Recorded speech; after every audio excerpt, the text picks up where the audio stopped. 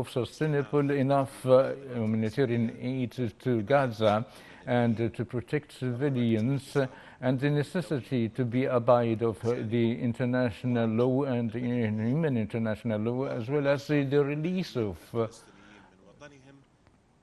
and protection and the refusal of the displacement of the Palestinians, as I've already said, our brothers in the Arab Republic of Egypt and other Arab countries. The Arab countries are requesting an immediate ceasefire and put an end of this war, and its outcomes of devastating and demolition that we cannot describe as a self-defense. It's a scoring word: demolition, houses, churches, schools, and hospitals, and killing civilians, and does not bring peace or safety for the Israelis. The killing should be stopped, war crime should be stopped, and the immunization of Israel, of the international law, should come to an end. And now I'll move into the English language. We cannot allow this war to undermine all that has been done to bring about just peace to the region. With every missile unleashed on Gaza, with every killing of a Palestinian child, and Israel has killed in this war more children than all global conflicts did since 2019, the whole region is sinking in a sea of hatred that will define generations to come. That is already starting to manifest itself in expressions and acts of hatred in the region, and to be honest, in the deplorable acts and expressions of Islamophobia and anti-Semitism.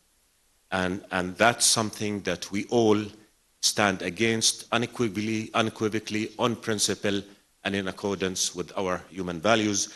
This is not a religious war. It's not a war between Muslims and Jews. This is defined in its context, and all our values, Muslim, Christian, Jewish, all other human values dictate that we work for peace and we stop this madness, and we do not allow for the very dangerous dehumanization that we see. Rage cannot and should not be allowed to destroy the lives of millions of people. We understand there is pain. Nobody in their right mind will belittle the pain that was felt by Israelis on October 7, and that's being felt by Palestinians and all of us. It doesn't matter of who we are, Arab, Muslims, Christian, Jews, human being. That pain cannot be belittled, but again, we cannot allow rage to determine where we go forward.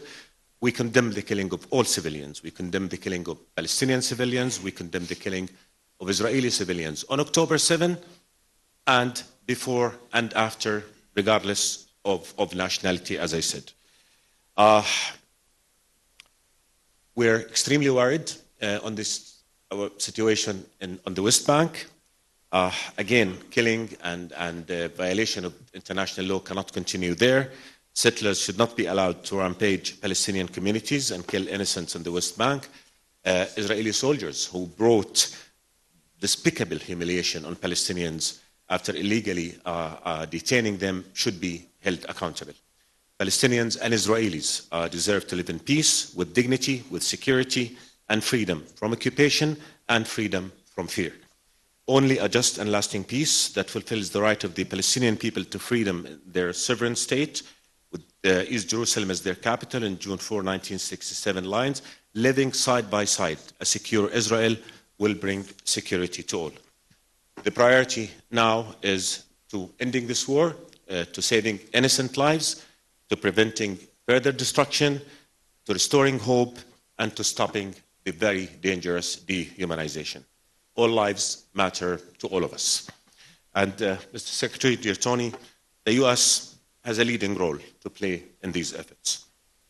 And on it, and on all of us, fall the very heavy responsibility of ending this catastrophe, achieving the just peace that is the right of every Palestinian, every Israeli mother, child, father, and that will ensure that none of them or any other in the region will ever have to live the horrors that this vicious cycle of violence and war is bringing. We will continue to work with you and with all our partners to fulfill this responsibility to make sure that our common human values prevail, international law prevails, and peace for all prevail. Thank you so much. And if I now may give the floor to you, Tony. Well, good afternoon, everyone. And let me first say that I'm grateful to His Majesty King Abdullah, to Foreign Minister Safadi, my friend Ayman, and his entire team for their hospitality, and for the opportunity to be with Foreign Minister Shukri, and also with Foreign Minister Fazal bin Farhan, Prime Minister Mohammed Al-Thani, Foreign Minister Abdullah bin Zayed, and Secretary General Hussein al-Sheikh. We appreciate the engagement of every country here, and we're particularly grateful to Jordan and to Egypt, two partners who have long worked to advance a two-state solution, for their dedication to a more stable and to a more peaceful Middle East. We come together here today sharing the same fundamental interest and objective, to end this conflict in a way that ensures lasting peace and security in the region. We may have different views and positions on certain necessary steps to achieve that objective. But today we reaffirmed our individual commitments to continuing to work toward that end, an end that we share. Throughout this conflict, countries across the Middle East and beyond have played an essential role in preventing its spread. Today, we all agreed on the importance of using our respective influence and capabilities to deter any state or non-state actor from opening another front in this conflict or taking other destabilizing actions. All of us have a direct interest in this. Our joint efforts have also been critical in increasing the flow of humanitarian assistance to Gaza. I'm particularly grateful to Egypt for its significant effort to facilitate a mechanism with Israel and with the United Nations to do just that. Each day, more than 100 trucks are moving to Rafah, up from 0 just a little over a week ago. But that is not nearly enough. Today, we spoke about ways to accelerate and expand the sustained delivery of aid. This morning I had an opportunity to meet with Commissioner General Lazzarini of UNRWA, and I spoke with UNRWA staff that is located in Gaza. I heard firsthand about the extraordinary life-saving work that they're doing in Gaza in the face of extremely difficult conditions, and how we can expedite efforts to get assistance to them so that they can get it to the Palestinian people. We're also working to continue the progress we've made in getting our citizens, other foreign nationals, critically wounded people out of Gaza. But even as we welcome their safe exit, we remain resolutely committed and focused on securing the release of hostages held by Hamas. I had the opportunity to discuss this and the status of our ongoing efforts with Prime Minister Al-Thani this morning. We all spoke today about the clear need to protect Palestinian civilians. The United States supports Israel's right to defense against Hamas, a terrorist organization that attacked it brutally and that cares not a whit about the Palestinian people or their future. This is the same right that each of our countries has. But as Israel conducts its campaign, how it does it matters. Israel must take every possible measure to prevent civilian casualties.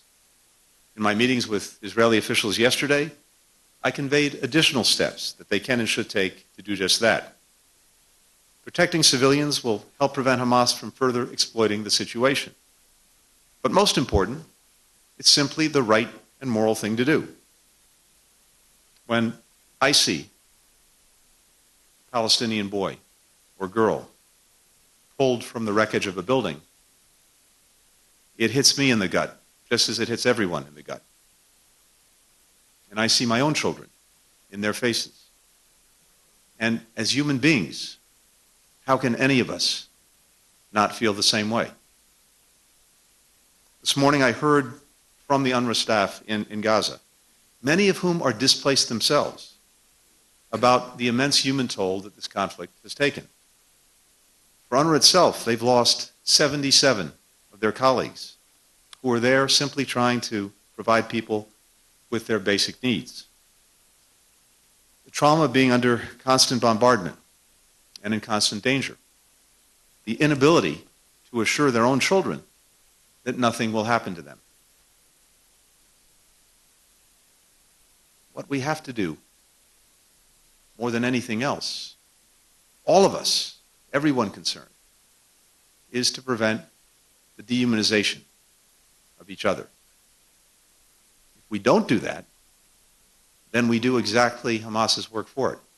So we have to look out for each other. We have to look out for every innocent life. Now, the United States believes that all of these efforts would be facilitated by humanitarian pauses. We believe pauses can be a critical mechanism for protecting civilians, for getting aid in, for getting foreign nationals out, while still enabling Israel to achieve its objectives, to defeat Hamas. Yesterday, I spoke in depth with Israeli leaders about how, when, and where such arrangements could be implemented, and what needs to be done to make them possible. Today, regional partners discuss many of these same questions. We're all deeply concerned about escalating extremist violence against Palestinian civilians in the West Bank. This has been a serious problem that's only worsened since the conflict. I updated ministers today on my discussion with the Israeli government yesterday, where I underscored that incitement and extremist violence must be stopped, and perpetrators must be held accountable. As we work together to address each of these immediate challenges, we also have to concurrently work to build a secure and lasting peace. And for that to happen, we have to create the conditions to ensure that we do not find ourselves in the same place just weeks or months from now. We had substantial discussions today about our shared interest in creating the foundation for durable security and for enduring peace. The United States continues to believe that the sole viable path is a two-state solution, with Israelis and Palestinians each in exercising their legitimate right to live in a state of their own, with equal measures of security, of freedom, of opportunity, and dignity. And we discussed some of the meaningful and practical steps that we might take to help advance that proposition, to get us there. The United States and our partners will have different views on how best to advance or achieve these steps. But we all recognize that we cannot go back to the status quo. And we all understand that we not only have an interest, but a responsibility to do everything we can to chart a better path forward together. Now, none of us are under the illusion that this will be easy, particularly our partners from Egypt and Jordan, who have for decades worked to facilitate a real peace. But it's precisely now, when the stakes are highest, and even when the outlook seems darkest, that we have to intensify our work to meet this moment.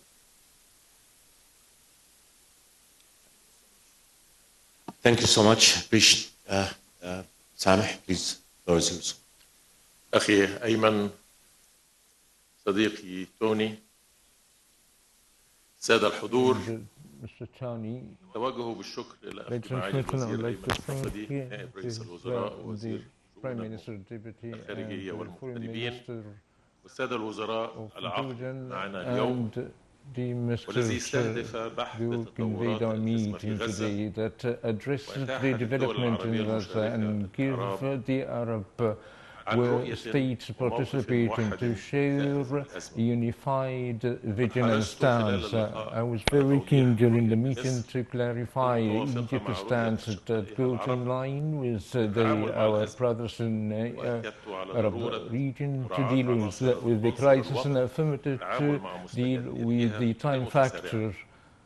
وإن أحداث القتل And the incident of killing that witnessed takes place in Gaza cannot be justified, and we're not going to engage debate that had no end or justify this condemn exercises to be in declaring the legitimate right of self-defense, and the policy of collective punishment targeting civilians, facilities, medical facilities and rescue teams, and in addition to taking the right of Palestinians, their land cannot be named as a self-defense. Egypt is exerting all the effort to guarantee the delivery of the humanitarian aid to the Gaza enclave, and will continue in its efforts despite the huge and deliberative obstacles they face. In this context, I think we need to achieve a comprehensive consensus of the ceasefire in Gaza unconditionally, and Israel to give up its violation of the human international law as well as war laws, and to double the work to deliver and facilitate the humanitarian aid sustainably and with the quantities that fulfill the needs of the brothers Palestinian people, and paving the way to speaking later on to get out of this crisis and before the expansions, the violence circles and damage the stability of the peoples of the region and enter in dark tunnels. And I affirmed to stop to deal with issues, a crisis that threaten the international peace and security in double standards that hints people escalating to condemn targeting civilians and describe aggression of the gross violation of international human laws, and committing in the ceasefires in the other crises. And while we wish to see this not to see these standards with regard to the Palestinian cause, taking into consideration that a number have been killed in the civilians in Gaza during the past weeks, among which workers in the humanitarian and Jews that cannot be justified. With this context, that we're still demanding an immediate ceasefire and the stopping Israel to putting obstacles to delivering the humanitarian aid and the guarantee of its sustainability, as well as requesting the international investigations that this war is witnessing. To conclude, what we're witnessing of an unprecedented escalation and a humanitarian crisis as a result of not being in the roots of the crisis. And I reaffirm today the absolute refusal of any attempt in liquidating the Palestinian cause and at the interest of the Palestinian people. I once again call upon to escalate the work of revive the peace process based on the two-state solution and embodied in the Palestinian state on the 4th June borders 1966 and its Eastern Jerusalem as its capital. I'm sure the three of us would love to answer all your questions, but we really have a very, very tight schedule still ahead of us. So we'll take just very limited few number of questions, and I'd appreciate it if all our colleagues would just limit their intervention to one question and one question only. Sufyan, can you please handle that? شكرا معاليك. نبدأ الأستاذ خالد. والله فرصة واحدة في السؤال. My question to His Excellency Mr. Foreign Minister Sameh Shukri. meeting today came in a very important time, as well as the important figures convened, the foreign minister of the Arab country that has a great influence and impact of the Palestinian question. Have you felt that the U.S. administration has a political will or an ability to stop the continued aggressions against the civilian in the enclave? And during the meeting, has the U.S. partner laid out in a roadmap or a plan to put an end to the current crisis or push forward the peace process? Thanks very much. I think it is not appropriate to talk about the U.S. stance in the presence of Mr. Foreign Minister of the administration, U.S. administration, but I think I may talk about how was the meeting was transparent and frank, and that has a full desire to contain this crisis and lay out principal solutions that spare the region of the conflict by affirming the importance of dealing all the causes in one unified standards, as well as the axis of the aids and the horizons of dealing with the roots of the crisis, with not the implementation up till now, despite the past decades, what has been agreed upon internationally concerning the two-state solution and establishment of the Palestinian state, that we consider would remove the incitement and the conflict, as well as its generated risks. We look forward to deal closely with the United States of America, and we have a very strategic relationship, and we appreciate the available potentials of the United States of America.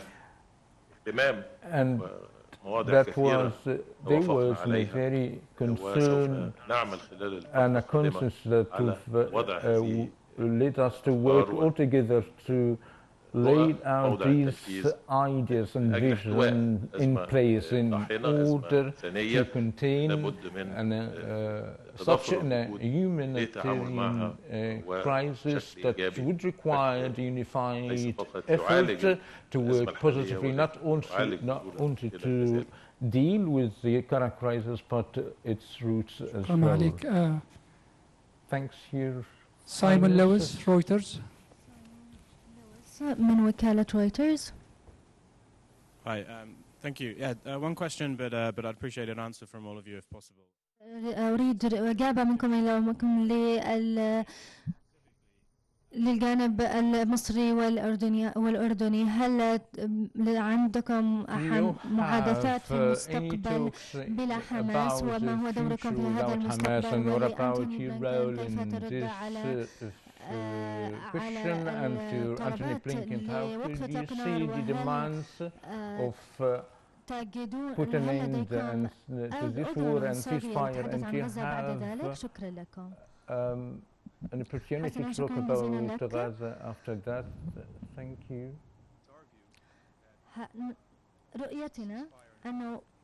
Our vision that immediate ceasefire is simply would give. You don't have to take my word for it. Just a few days ago, a senior Hamas official said that it was their intent to do October 7th again and again and again. No nation, none of us can accept that. No one would find that tolerable. And so it is important to reaffirm Israel's right to defend itself, indeed its obligation to do so, and to take necessary steps so that October 7th can never happen again. But it's also very important the way Israel does that. And that's what we've talked to the Israeli government about,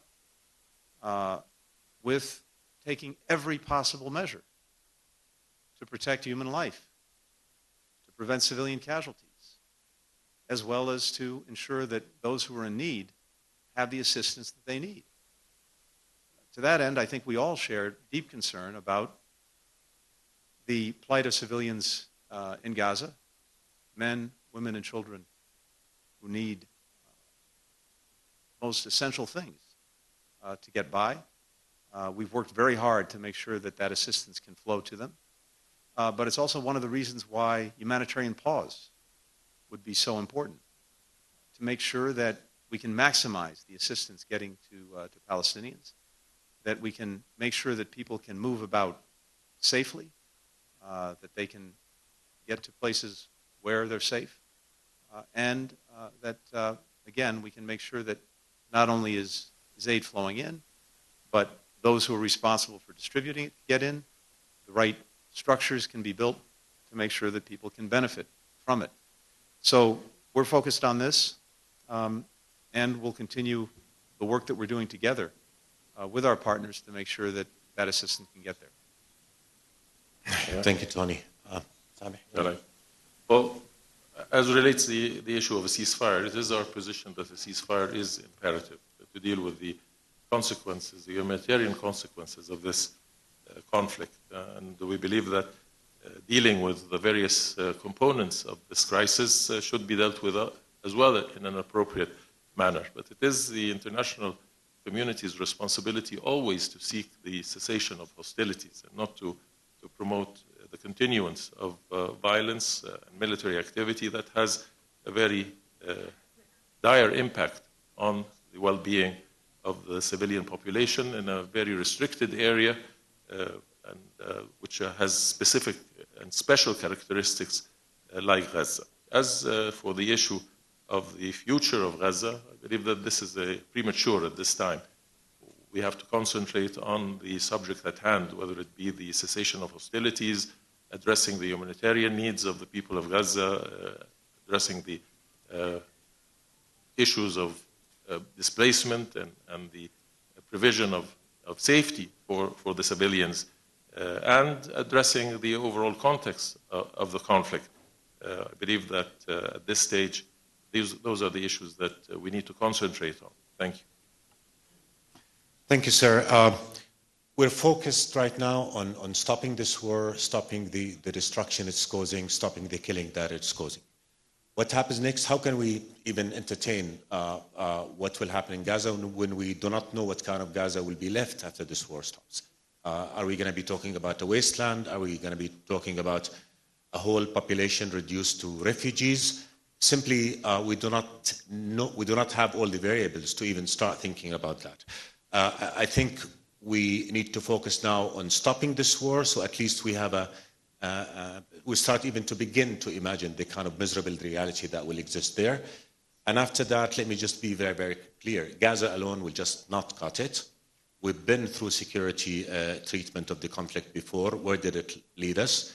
The only way going forward to achieve what we all want, which is a just and lasting peace that protects the rights of all, is to look at the comprehensive conflict, look about bringing the two-state solution back and realize it as soon as possible, convincing the Palestinians that they have a future, and again, creating conditions different from the miserable conditions of despair and anger and hatred and occupation in which this vicious cycle of violence erupted. So I think we need to get our priorities straight. Right now, we have to make sure the war stops. Right now, we have to make sure that we bring in sufficient, if enough food and water and medicine and fuel to Gazans, because with every minute of delay, a child or a woman or an elderly is dying because they don't have access to these basic services. So after that, again, we have to look at the comprehensive picture. We have to make sure that we do not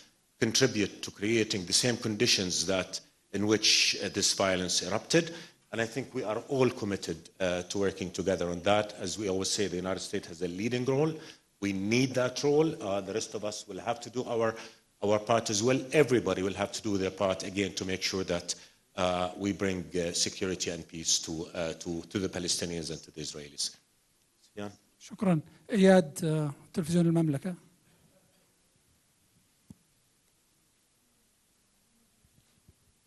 يعطيكم العافية. معالي الوزير بلينكين، لماذا لا تضغط واشنطن على تل أبيب لوقف الحرب وإدخال الوقود بعد توقف 17 to put an end of this war after the murder of more than 9,000 Palestinians? And a question for His Excellency Mr. Shukri.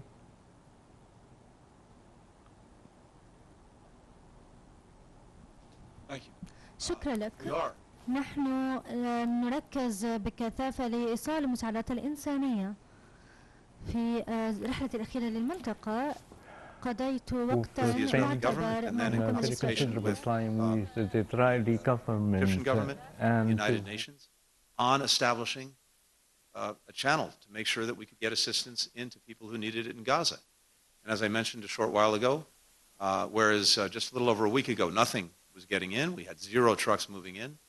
Today, I think we had 105 trucks move in to Gaza with essential needs for people. But as I also said, and as we all agree, that is not nearly enough. So what we're working on now is expanding that access, making sure that more is getting to people who need it, and that we have the structure in place to be able to absorb it, to use it, to distribute it effectively. This is exactly what we're doing. When I was in Israel yesterday, this was a big focus of my conversations with the Israeli government. And it's also, as I mentioned, one of the reasons why we think it would be important to have humanitarian pauses. That would further facilitate the ability to deliver aid, and not only to deliver aid, again, to expand the aid that we're delivering. So we're looking to that.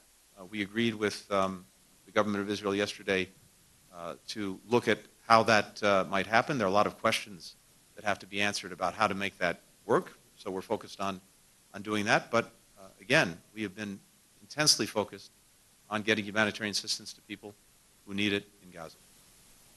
Question? تامر الصمادي قناة الجزيرة.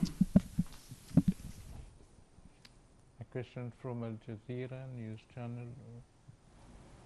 تامر الصمادي قناة الجزيرة. The question for Minister Clinton: after passing nearly 1 month of the Israeli war in the Gaza Strip, what are the results achieved by Israel? But killing about 10,000 civilians, most of them from women and children. What are the results? What other results achieved by Israel, and what is the figure of victims specifically from of the civilians that would push the United States to stop financing or to turn around of this open massacre, or to request specifically to put an end of this massacre and the bloodshed that's taking place in this strip? What took place on October 7th defies almost the human ability to digest or describe. And I think for many, that day has receded in their minds and in their consciousness. But I can say this, and I'll say it again. Not a single one of the countries represented here, or that met together today, or for that matter, pretty much any country in the world, can simply accept the slaughter of its citizens and do nothing about it. So, we maintain again that Israel has a right and indeed an obligation to defend itself and to try to take the steps necessary to ensure that what happened on October 7th never happens again. But equally, it is very important how Israel does this. And in particular, it's important to take every possible measure to protect civilians and to prevent harm to them, as well as to ensure that those who need assistance get it. And in our conversations with the Israeli government, including just yesterday, we have pointed to steps that they could and should take to minimize harm to civilians, to prevent civilian casualties. Now, this is also an extraordinary challenge. Hamas cynically, monstrously embeds itself in the midst of civilians. It puts its fighters, its commanders, its weapons, its ammunition, its command and control in residential buildings, under schools and in schools, under hospitals and in hospitals, under mosques and in mosques. It's monstrous. But nonetheless, Israel has an obligation to abide by the laws of war, humanitarian law, and to do everything possible to prevent civilian casualties. And this is very much part of what we're saying to the Israeli government and what I said again yesterday. At the same time, providing humanitarian assistance to those in need, making sure that men, women, and children in Gaza are cared for. This is also an intense focus of our actions, including with the Israeli government. Thank you. And بما فيها الحكومة الإسرائيلية. أريد أن أؤكد مرة أخرى سنستمر ونعمل معا لسد الفجوات التي الموجودة لأن Imagine you're a Palestinian father, mother. You have to leave your home in the already miserable existence of a refugee camp in Gaza. You take your kids to the south. You take shelter in a hospital. And you're looking at the eyes of your children, and you know you cannot protect them. You know that you cannot find a place where they can escape the bombing. How do you explain to these that this is self-defense? How do you explain to a father whom we saw on CNN yesterday in the rubble, looking for 4 children of his that are still buried in the rubble, and he cannot find them? I think we need to remind each other of our humanity. I think we need to accept that killing more people will not bring those who are lost on both sides, as tragic as the loss is. I think we need to all emphasize that everything we can do to save one more life is imperative upon all of us. I don't want to go into characterization of what the international law says about that or what the international law says about this, but I would say what we all as human beings, as you said, as Sameh said, as we all say, as human beings, we just cannot accept to see all that killing unfolding, to see all that reduction of life to a complete loss. How can we justify to anybody that killing 9,000 people, killing 3,700 children, destroying 150,000 houses, destroying hospitals? How can we justify that this is self-defense? I think let's get back to the basic. Let's step back and take a pause. And again, we all understand the pain, but this war is just going to produce more pain for Palestinians, for Israelis, and this is going to push us all again into the abyss of hatred and dehumanization that will make killing even more acceptable. So that needs to stop. That's our priority. It has to stop now. It has to end, and we should all work for a future when a Palestinian child sees an Israeli child, they see in each other a potential friend, not a future enemy. I think that's what we need to do, and I look forward to working with all our colleagues and friends here to create that reality and just once and for all end the need for war and the need for violence and end conditions in which only misery and an environment that enables the kind of extremism that produces Ben-Gvir and Smotrich also on the side of Israel, that will also end. Thank you so much. I appreciate it.